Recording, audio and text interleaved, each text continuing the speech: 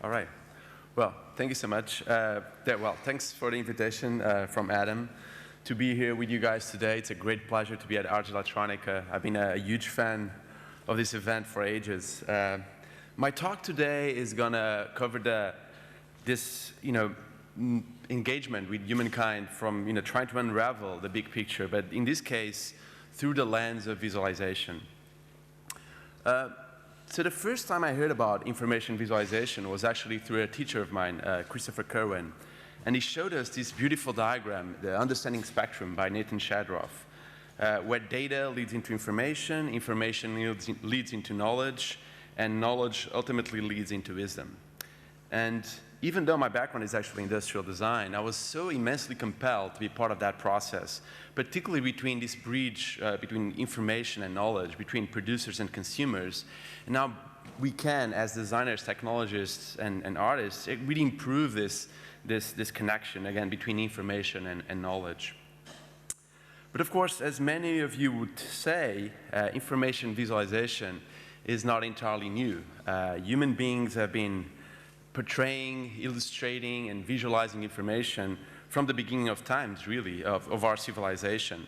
In fact, civilization, some of the major milestones of civilization have been sort of characterized by huge advances in visualization.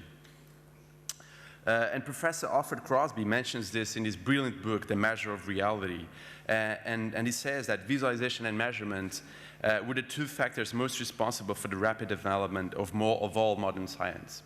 So this really says, and this book is a beautiful sort of illustration, especially of medieval times, where we're trying to come up with different metaphors and scales to measure reality and visualize reality in different ways. And of course, this is in part, and human beings have been involved in visualization through the ages, primarily because visualization has always been a great tool for us to really unravel, to really discover and explain the big picture, right? So visualization is very much attached to the inherent human curiosity to uncover the reality. So right now I'm just going to talk about 5 main topics that really characterize this unraveling of the big picture through the ages. So the first one I'm going to start off with is the notion of mapping knowledge. And this has been, again, going on for quite some time. I'm going to show you some of those interesting progressions. This is some beautiful trees of science, trees of knowledge by Spanish scholar Ramon Llull in 1515. And it really describes and illustrates the main branches of science at the time, the main branches of knowledge at the time. Moving forward, 751. This is, and many of you know this is a beautiful illustration by a French encyclopedia by Diderot and d'Alembert.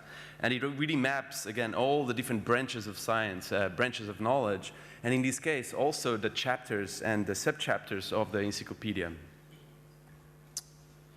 A much more modern interpretation is this one, and you saw one from Johan before. This is one created by Bradford Pally, Dick Clavens, and Kevin Boyack. It's called the Mapping Scientific Paradigms from 2006.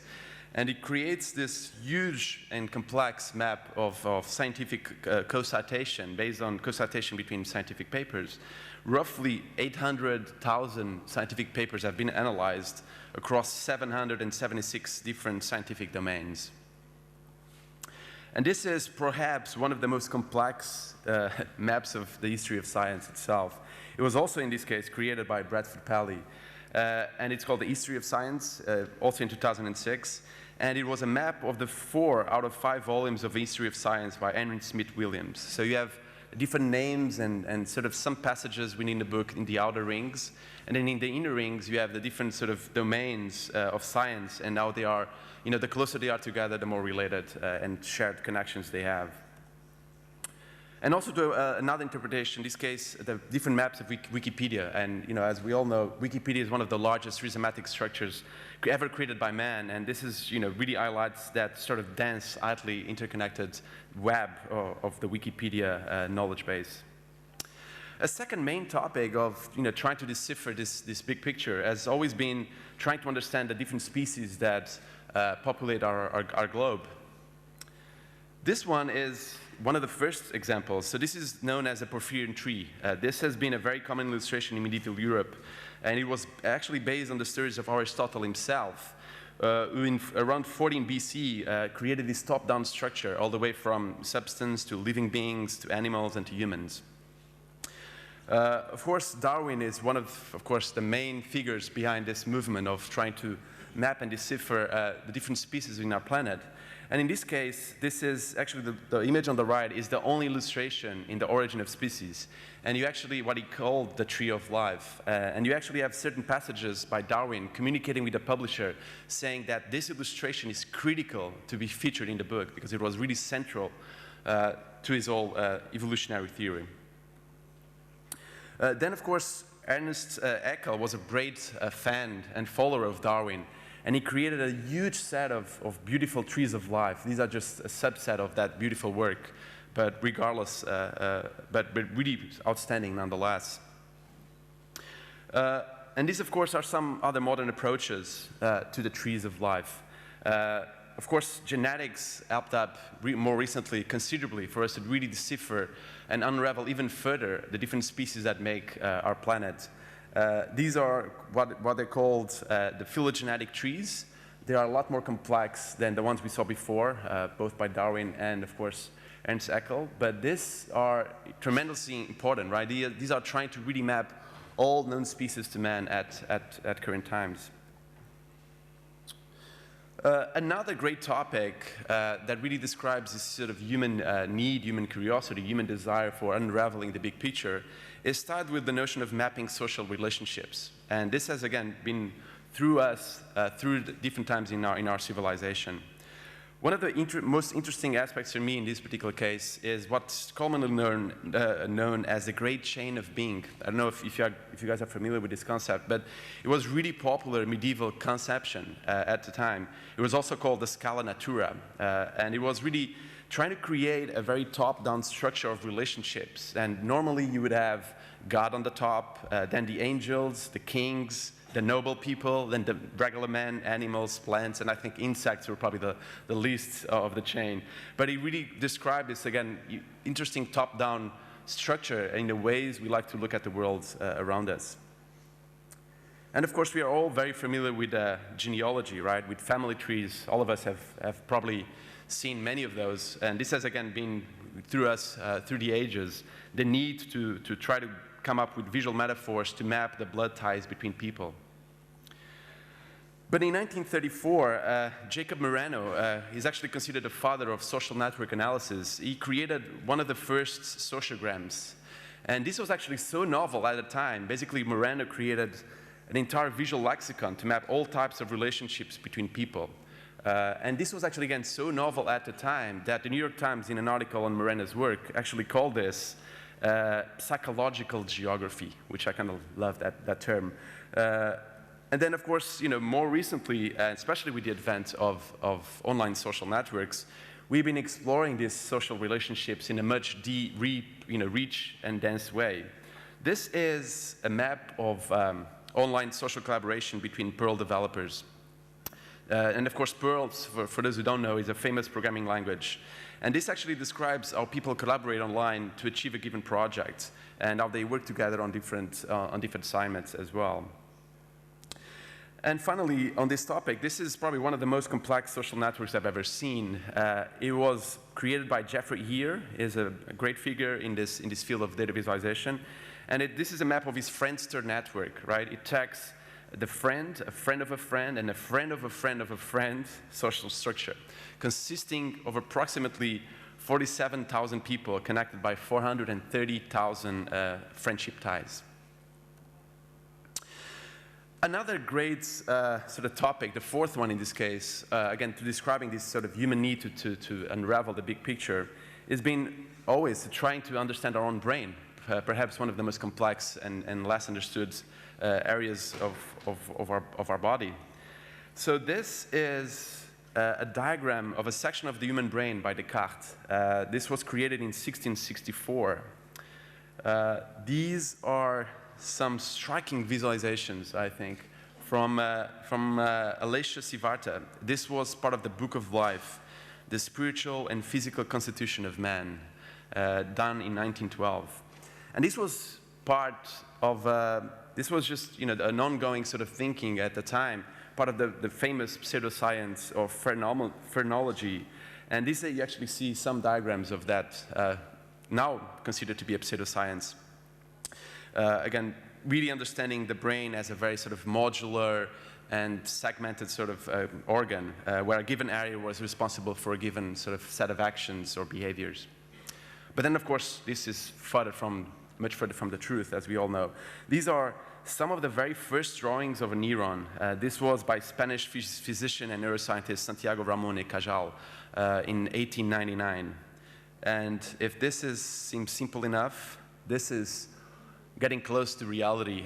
This is roughly a map of roughly 10% of the human neocortex, 10,000 neurons and 30 million connections. This was created by the Blue Brain Project, which is very similar to the Human Genome Project in its scale and ambition, trying to again map the entirety of the human brain in just one big picture. The final topic is, of course, and a much more recent one, tied to this human curiosity, is an eagerness to map this big picture, is, of course, mapping the internet itself. This is one of the earliest maps of the internet, created in 1977. At the time, it was, of course, called the ARPANET, which at the time, again, was mostly a collection of university servers. Of course, the internet has evolved greatly since then, as we all know. This is one of the many visuals from the Internet Mapping Projects, which started in 1998 by Lumeta Corporation. This shows an active area of the internet mapping roughly 100,000 IP addresses or machines at the year of 2010. This other one maps the hyperbolic blogosphere. It was one of the maps of the most active areas of the blogosphere. It highlights some of the major hubs, such as boingboing.net and dailycause.com. And again, here we can really see the inherent complexities of the internet, the web itself. This is the last one. So this is, again, a map of IP addresses. One of them, it's always the most common ones in this topic. What's different about this one, it tries to cover a more structured approach where you actually see the most connected nodes in red in the center and the less connected nodes going along the periphery on the image itself. But even before I go to my second topic, I would like to really emphasize that some people look at those maps from the internet and say, is this how the internet looks like? Is this the structure of the internet? And of course, it isn't, right? And not at all. This is just a possible view, an interpretation of the internet. And there's no better way to describe this than this quote from Alfred Korzybski, right? That the map is not the territory. And to illustrate this quote, I can show you this beautiful painting that many of you will know, The Great Wave of Kanagawa. And all of you probably have seen this painting in your lifetime. But what maybe some of you don't know is what's the main subject of this painting. It's not actually the tsunami. It's not the fisherman's struggle with the sea. The main topic of this painting is actually Mount Fuji, the highest mountain in Japan. In fact, this painting is part of a huge set of 36 paintings describing different views of Mount Fuji. Mount Fuji is seen from the sea, from the beach, from the forest, from the mountains. And this really reflects, again, the same thing, and taking this metaphor in regards to visualization, in regards to mapping. So map is like just this set of paintings, just a simple possible view, a possible angle or interpretation on a given subject, on a given topic. So the second part of my talk, and this is, we've seen through this first part how human beings have been, again, visualizing information and data for hundreds of years, for millennia even. But in the past decade, and Adam really touched that in his beginning speech, in the past decade, the field really went through this huge outburst of interest, right? This explosion of data visualization.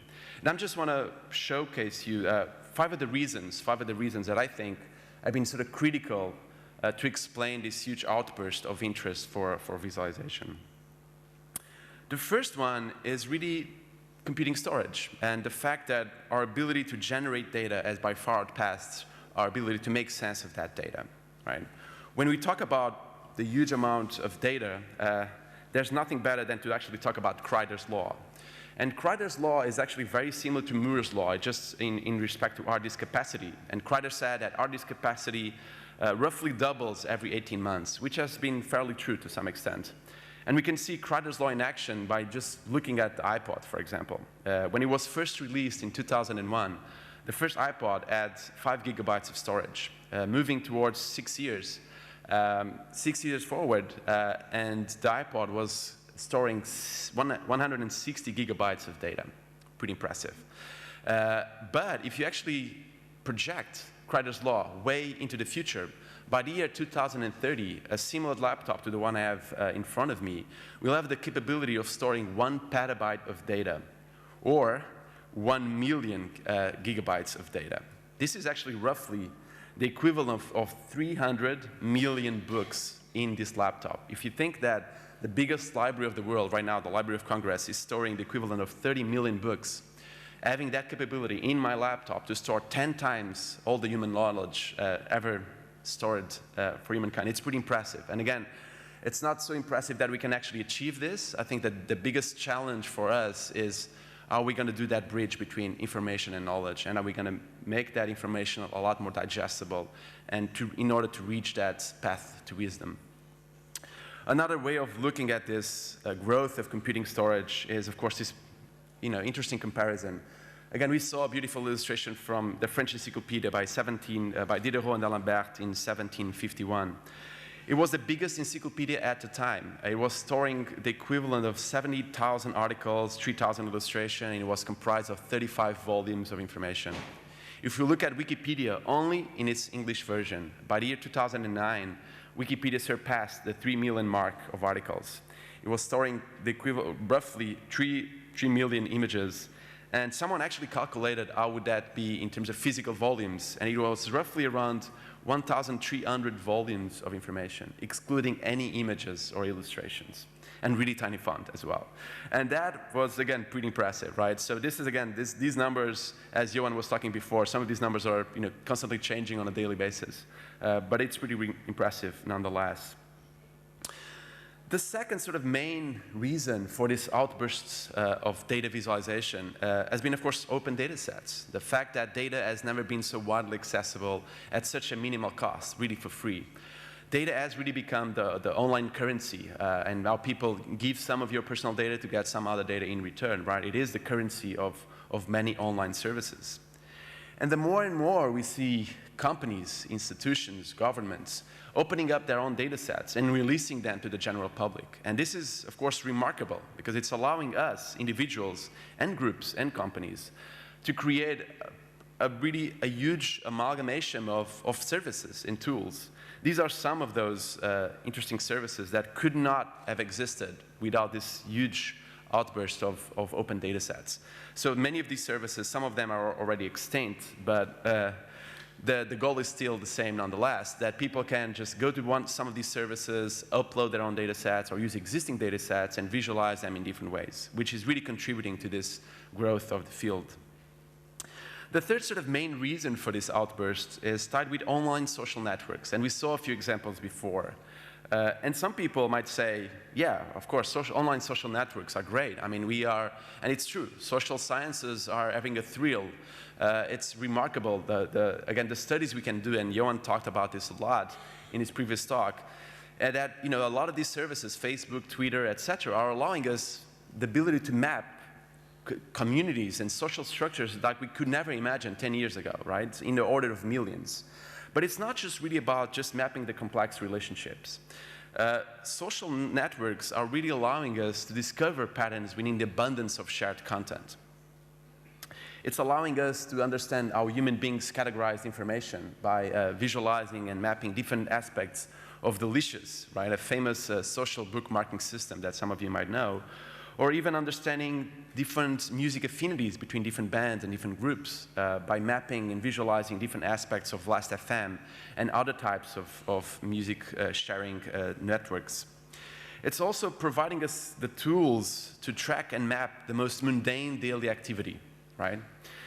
So things like mood stats, right? Trying to understand how mood changes on a daily basis. trying to understand and visualize how many miles you run, or even to track and map your sexual activity in a service called Bedpost. So online social networks are really part of this revolution of visualization and contributing greatly to its growth. The fourth sort of main reason, again, for this explosion of visualization is tied with the democratization of tools. And this is, of course, I became sort of aware of this field roughly 8 years or 10 years ago. And at the time, this was still a very highly academic sort of field. You would have to be highly proficient in a certain programming language if you wanted to achieve any given project in visualization. But this is, of course, not the case anymore. And this just shows the amount of new software packages that have been released, things like Processing, Perfuse, VVVV, etc., that are really allowing many more people to join the field without having a really strong programming background. And by making it a lot simpler to access this field, you, of course, see many different artists and designers joining this cause, joining this movement. And, of course, it's great, because the more brains we can have to decode and to decipher this big picture, the better it will be. And then, finally, the last sort of main reason for this outburst of data visualization is being really mainstream media, which we can call the case for vernacular visualization. So these are all different visualization pieces from the New York Times. And the New York Times, together with many other newspapers and TV channels, have been fundamental, really fundamental. And the New York Times now actually has a fully dedicated team for data visualization. And it's remarkable to actually, because they have been sort of really propelling this field to a much greater extent, and really making the public understand and be aware that the visualization of information goes much further than the simple bar chart or pie chart. It can be this rich, interactive, and dynamic, and much complex and enriching visualizations as well. And finally, and because we are talking about the big picture, I would just like to end this talk with a little bit of a tease. Is there such a thing as a universal structure? I find this comparison always a bit striking. On the left side, you have the neural network of a mouse. And on the right side, you have the Millennium simulation. It is the largest and most realistic simulation ever of the growth of cosmic structures and galaxies. It was able to recreate the evolutionary history of approximately 20 million galaxies in 25 terabytes of output. Here you have the same comparison on the left side, just at a different scale. On the left side, you have, again, the neural network of a mouse. And on the right side, you have the same Millennium simulation at a different scale. And coincidentally or not, I just find this comparison striking in so many different levels between the smallest scale of knowledge to humankind and the biggest scale of knowledge, the universe itself. And now everything is so interrelated. Thank you so much. It's been a pleasure.